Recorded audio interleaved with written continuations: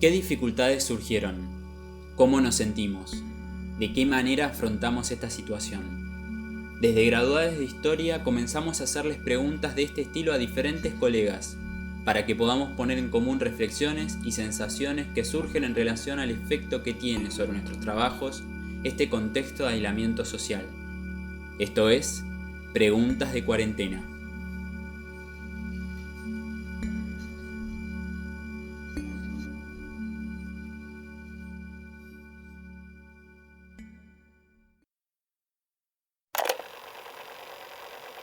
Hola, mi nombre es Facundo Roca, soy profesor de Historia, becario doctoral de la UNLP y desde Graduados de Historia me preguntan en qué medida se modificó el acceso a las fuentes documentales que usó para mi investigación y qué estrategias construí para afrontar la nueva situación.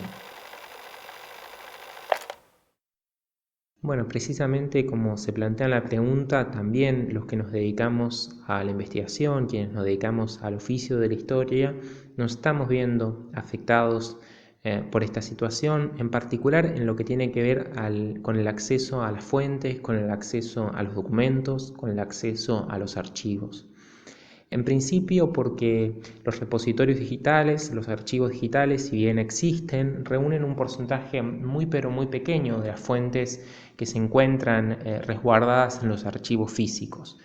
Por otro lado, eso también depende de los temas a los que se dedique cada uno, de los periodos a los que se dedique cada uno. En mi caso, yo me dedico a un periodo que va de mediados del siglo XVIII a principios del siglo XIX, a las primeras décadas del siglo XIX, y trabajo con material del Archivo General de la Nación que en su inmensa mayoría no se encuentra digitalizado. Entonces, por supuesto, esta situación es una limitante y es una situación que nos afecta particularmente. De todas formas, yo creo que aún en el caso de quienes trabajamos con archivos físicos, afortunadamente nuestro trabajo normalmente también consiste en sacar fotos a los documentos con nuestros celulares, con cámaras de fotos, y ese es un material que tenemos, por supuesto, y con el que podemos seguir trabajando, afortunadamente, si bien quizá hay material nuevo, quizá hay consultas que tenemos que hacer que en este momento no las podemos hacer y eso por supuesto afecta a nuestro trabajo. De todas formas, yo creo que más allá del acceso a la fuente en su textualidad, hay algo de la experiencia del archivo que es insustituible.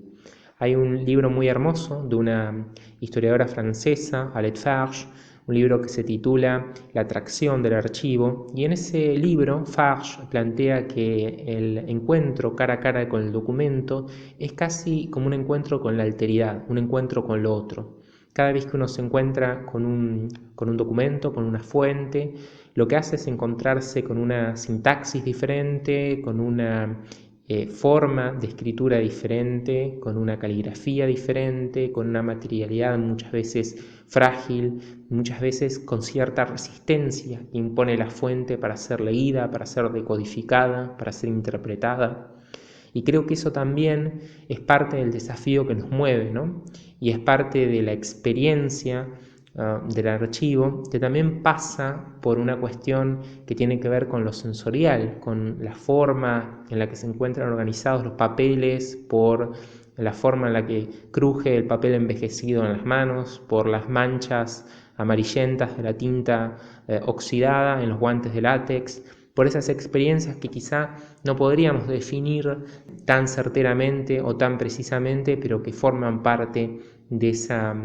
atracción del archivo. Y en ese sentido, recuerdo que Michel de Certeau dice que la academia tiende a disociar el discurso del cuerpo, y me parece que el archivo precisamente en nuestro oficio implica ese poner el cuerpo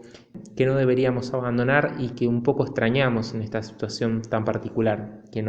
echamos en falta en cierta forma. De todas formas, creo que más allá de eso, también hay otra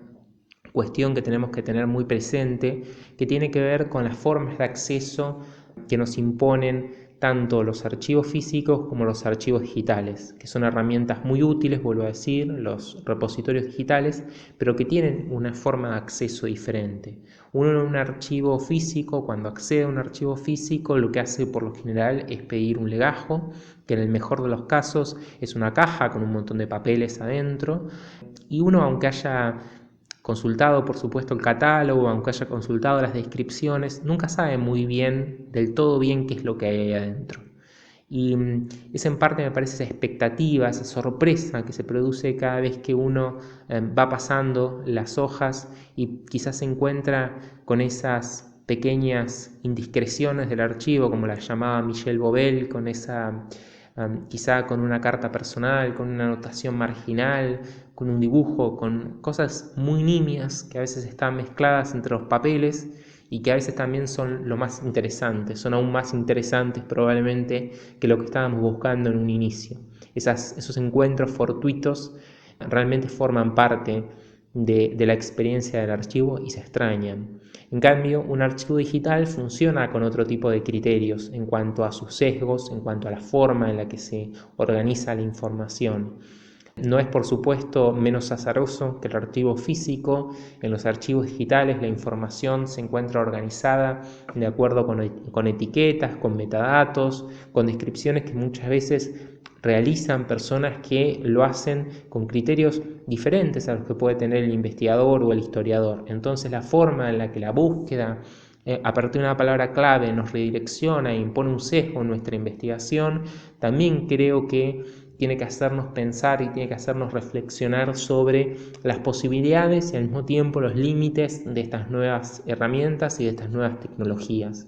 Entonces creo básicamente que esta situación en particular lo que hace es acelerar un proceso que ya estaba presente, que tiene que ver con la incorporación de nuevas herramientas tecnológicas, pero que nos llama, creo, a dos desafíos. Por un lado, a poder aprender a utilizar estas nuevas herramientas, conociéndolas con sus limitaciones, con sus ventajas, y por otro lado, a no caer en la tentación de pensar que una cosa sustituye a la otra.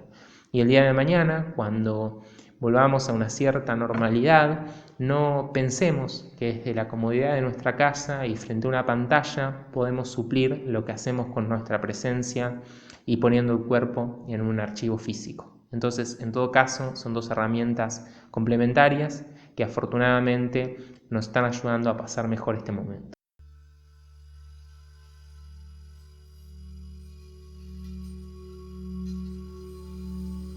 Esto fue Preguntas de Cuarentena, un podcast de Graduadas de Historia.